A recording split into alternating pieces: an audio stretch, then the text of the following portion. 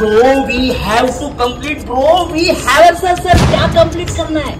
अरे वो अभी नया काम है ना मार्केटिंग का, वही कंप्लीट करने का है। वो अभी मराठी लैंग्वेज को मिला है ना वो ऑनर, वो क्या अभिताज अजिबात। सर तुम्हाला ते अजिबात बोलता येत नाही ना, तेच अभिजात। हाँ वही उसका ही प्रमोशन का काम आया है। अरे अपने कंपनी को आया है। अरे अभी उसका जोरों शोरों से प्रमोशन होने वाला है, तो मैं करूंगा ना उसका प्रमोशन और मराठी को और ऊपर लेके जाऊंगा। सर मराठी भाषा मोठीच है, मेले आधी बोलायला शिक।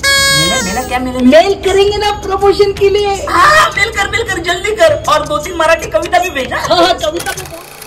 शुभेच्छा लाख लाख, ठरली भाषा मराठी अभिजात। ए भावा, कर्ता कर्म क्रियापद मराठी व्याकरणाचा जरा तरी आदर ठेव। शुभ रात्र। येस फायनली मराठी गॉड अभिजात भाषा। ओ ताई, तुमची मुलं कुठल्या शाळेत जातात? मराठी पाऊल पडते पुढे, आपल्या मराठीला अभिजात भाषेचा दर्जा मिळालाय। ए पोरा, तिकडे काय उडकतोय? घराकडे चल। उडकतोय? ए बाला, इकडे का करतोय? क करतस? मी क करेन, नाहीतर ख करेन, नाहीतर घ करेन, नाहीतर ट ठ ढ करेन। शी मावशी, त्याला काय शोधलं होतं? शोधतोस तर गावला ना? गावला? अरे एकीकडे आपल्या मराठी भाषेला अभिजात दर्जा मिळाला असतो ना, तुम्ही काय बोलताय? हुडकायलायस काय? क करतस आणि गावला?